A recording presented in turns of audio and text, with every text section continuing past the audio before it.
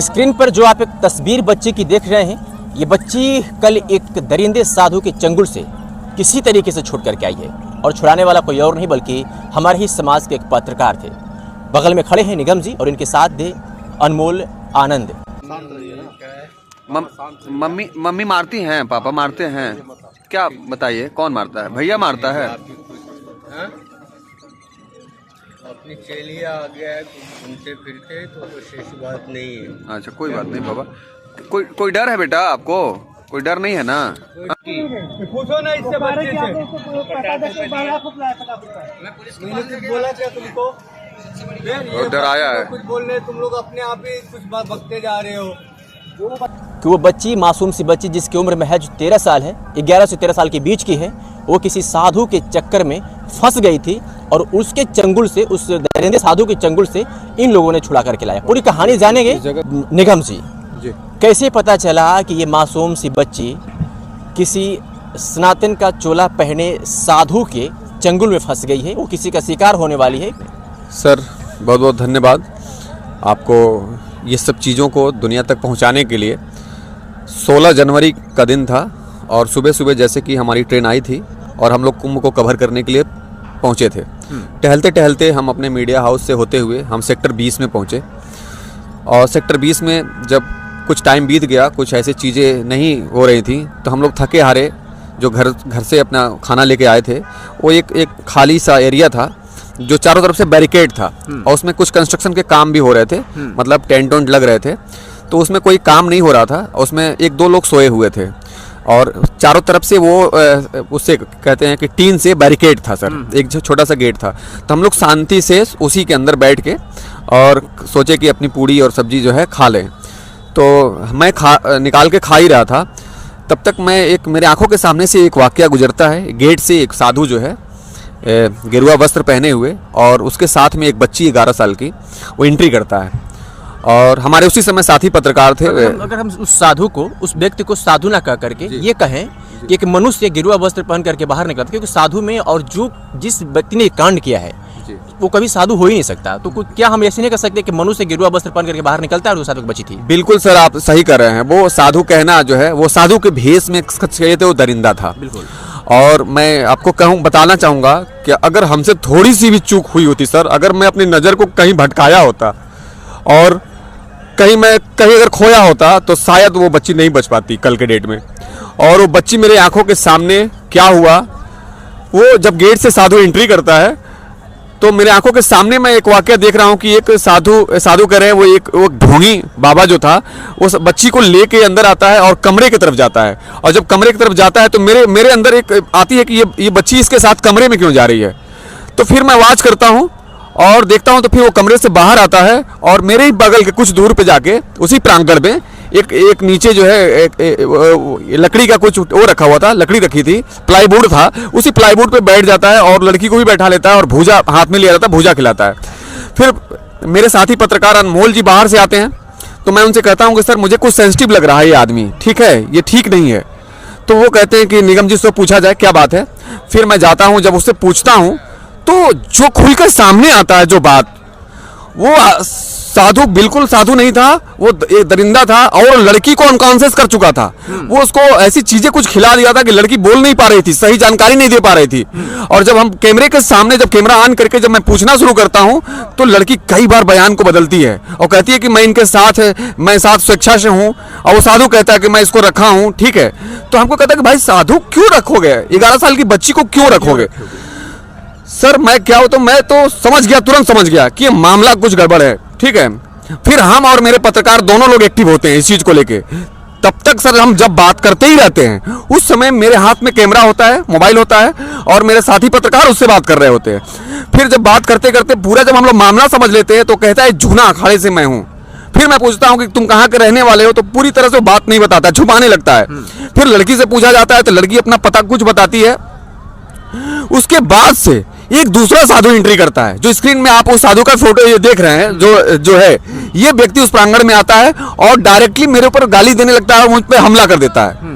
और मैं सर बिल्कुल डर गया, मैं जान रहा था कि वो मुझे मार डालेगा, इस तरीके से मेरे पर हमला करता है और मैं कैमरा लेके जो है भागने लगता हूँ और कैमरे को कि मेरा कैमरा तोड़ न दे मैं बैग में डालता हूँ और बिल्कुल बाहर निकलता हूँ वहां से। सर अगर हम लोग फिर जो है दिमाग में ये चलता है कि मुझे किसी तरह इस बच्ची को बचाना है और हम लोग उस पर लग जाते हैं, फिर हम लोग कोई वीडियो शूट नहीं करते हैं, कोई वो नहीं करते हैं, हम तुरंत वहां से नजदीकी पुलिस चौकी पे जाता हूं जो सेक्टर क्यू के मेन चौक पे एक चौकी है, वहां पे एक दरोगा जी मिलते हैं थाना इंचार्ज। मैं उनको अपनी सारी बात तुरंत बहुत कम समय में बताता हूं कि सर वो बच्ची भाग जाएगी, वो लेके भाग जाएगा दरिंदा। फिर हम लोग दौड़ के जाते हैं तो कम से कम 200 मीटर लेके निकल चुका था उस भीड़ में। अच्छा जी, वो भाग रहा था। फिर हम लोग दौड़ के जाके उस बच्ची को पकड़ते हैं और उसको उस आदमी को पकड़ते हैं, ढोंगी बाबा को, और फिर हम लोग थाने लेके आते हैं।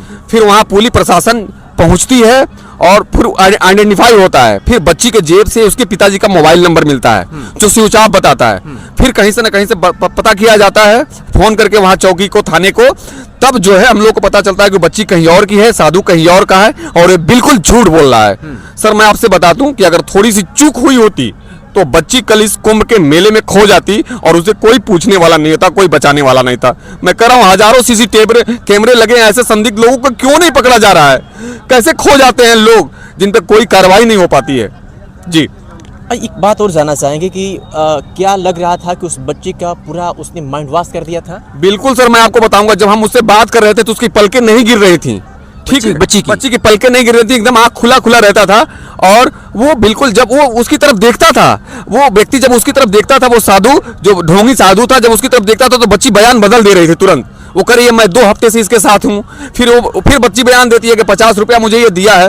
वो 11 साल की मासूम बच्ची, सर बताइए कि उसके साथ हमको तो नहीं लग रहा है कि वो साधु जो है कैसे उसके साथ कुछ पदार्थ खिला के कैसे अपने मन में मोहित किया होगा और किस तरीके से वो बच्ची थी, मुझे तो समझ में नहीं आ रहा कि क्या होने वाला था कल। लेकिन अब मैं गंगा माँ का आशीर्वाद कहूंगा या फिर हम लोग की नजर कहूंगा कि हम लोग की नजर उस पर पड़ गई। जो मेरा कुंभ आना सर समझ लीजिए कि मेरे लिए एक वो रहा, वरदान रहा कि मैं बच्ची को बचा पाया सर कल। ये पता चल पाया कि वो बच्ची कितने दिनों से उसके साथ रह रही थी? सर जैसे कि मैं घर से बात जब किया, वहाँ का प्रधान है कल्लू, उसके गांव का कल्लू प्रधान, कल्लू यादव करके हैं, उनसे जब बात हुआ तो कह रहा कि कोई भाई उसका ले आया था, मेले में खो गई थी। तो मैं ये कहता हूँ कि जब कोई बच्ची खो जाती है और किसी यहाँ के साधु को या किसी व्यक्ति को मिलती है तो उसको सूचना पे ले जाना चाहिए, देना चाहिए, पुलिस प्रशासन को देना चाहिए। लेकिन वो साधु क्या किया, उस बच्ची को अपने पास रख लिया और 2-3 दिनों से उस बच्ची को लेकर घूम रहा था और कह रहा था कि मैं इसको रखूंगा। बताइए 11 साल की बच्ची को साधु कैसे रख लेगा? ठीक है, और बच्ची बिल्कुल अनकॉन्शियस थी सर, वो नशे के हालत में थी। वो बच्ची सुरक्षित अपने घर पहुंची है अभी, तब मुझे अभी तसल्ली है इस बात की।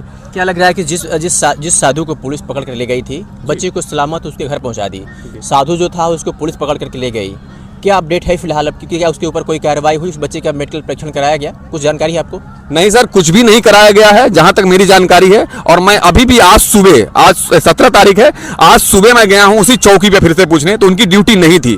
तो उन्होंने मेरे से साफ, वहां पे जो चौकी इंचार्ज थे, उन्होंने कहा कि सर आप क्या कर सकते हैं, ठीक है, ये ऐसे लोग हैं जो ढोंगी और भेष बदल के यहाँ पे घुसे पड़े हैं और ऐसे काम करते हैं, ठीक है, आप उनका कुछ नहीं कर पाएंगे। तो मैं कहता हूं कि सर ये बताइए कि जब हिंदुत्व को और सनातन को बदनाम करने वाले लोग जो है यहाँ मेले के अंदर घुसे पड़े हैं, जो इतना बड़ा कल कांड हो सकता था उस बच्ची के साथ, तो उस पर कार्रवाई क्यों नहीं हो रही है? उसको छोड़ क्यों दिया जा रहा है ऐसे लोगों को? मेरा सवाल है सर, उसको छोड़ना नहीं चाहिए, नहीं तो फिर वो दरिंदगी करेगा और कहां करेगा किसी को पता नहीं है सर। इस रेस्क्यू के दौरान आपके ऊपर हमला भी हुआ था? जी, मुझे तो बिल्कुल मेरे ऊपर अटैक कर दिया और मुझे साधु मुझे मारने लगा। एक दूसरा जो साधु था, जो स्क्रीन में आप वीडियो दिखाइएगा, उसको आपके पास वीडियो है उसको दिखाइएगा, वो व्यक्ति मुझे मेरे ऊपर अटैक कर दिया। मैं बच बचा के अपने कैमरे के लेके भागना शुरू कर दिया वहां पे, ठीक है, और मुझे एकदम डर है, अभी भी डर लग रहा है कि मैं कई बार उस तरफ नहीं गया, मैं सेक्टर 20 में नहीं गया कि मुझे डर लगा कि कोई पहचान रहा है तो मेरे ऊपर हमला ना कर दे। जी बिल्कुल। वो बच्ची बार बार ये कह रही थी कि मैं अपने घर नहीं जाऊंगी, पापा से बात नहीं करूंगी, ये क्यों कह रही थी वो बच्ची? सर वो बच्ची 11 साल की बच्ची है, मासूम सी बच्ची है। अगर आप किसी को माइंड वॉश कर देंगे, ठीक है, अब किस तरह से वो किया हुआ था मुझे नहीं पता, लेकिन बच्ची की आंखों में ये दिख रहा था, वो डर दिख रहा था मुझे। मैंने उससे जब बात किया तो कह रही थी बच्ची कि मुझे घर नहीं जाना है, अपने माँ बाप के पास नहीं जाना है। जब उसकी माँ का जिक्र किया मैंने पूछा कि तुम्हारा भाई मारता है तुमको, तुम्हारी माँ मारती है, तो माँ के नाम पे वो बच्ची रोने लगी थी बिल्कुल भी। और मैं कहूंगा कि उत्तर प्रदेश की पुलिस जो वहां पे थी, उस चौकी के इंचार्ज को मैं कहूंगा, जिन्होंने मेरा तुरंत साथ दिया और उस बच्ची को हम लोग रेस्क्यू कर पाया, उसके परिवार तक उसको पहुंचा पाए। सर 11 साल की वो मासूम थी मात्र, उसे बहुत कुछ पता नहीं था इस दुनिया के बारे में, इस कुंभ के बारे में, उन साधुओं के बारे में, उस महात्माओं के बारे में। वो उसके साथ ले जाकर के क्या कर सकते थे, इसके बारे में कुछ आप सर वो दफन हो जाती इस मेले में, इस कुंभ के इस रेत में वो दफन हो जाती है, उसको कोई पूछने वाला नहीं रहता। अगर हमारी नजर नहीं पड़ी होती, हमारी टीम की नजर नहीं पड़ी होती उस पर, तो ये जान लीजिए।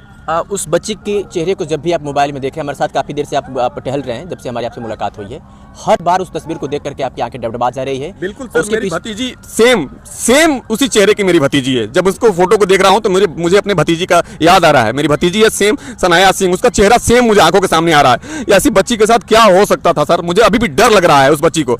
और बच्ची का कोई परीक्षण नहीं किया, उसके परिवार वालों ने कैसे उसे एक्सेप्ट कर लिया, क्या हुआ क्या नहीं हुआ, अभी भी हम उसके घर जाके अपडेट जरूर आपको देंगे सर, जरूर मैं जाना चाहूंगा। अभी हम लोग जब आ रहे थे तो यहाँ पर एक साधु सरेआम उत्तर प्रदेश के मुख्यमंत्री योगी आदित्यनाथ, देश के प्रधानमंत्री नरेंद्र मोदी को, अपोजिशन के लीडर राहुल गांधी जैसे लोगों को खुलेआम गाली दे रहे थे।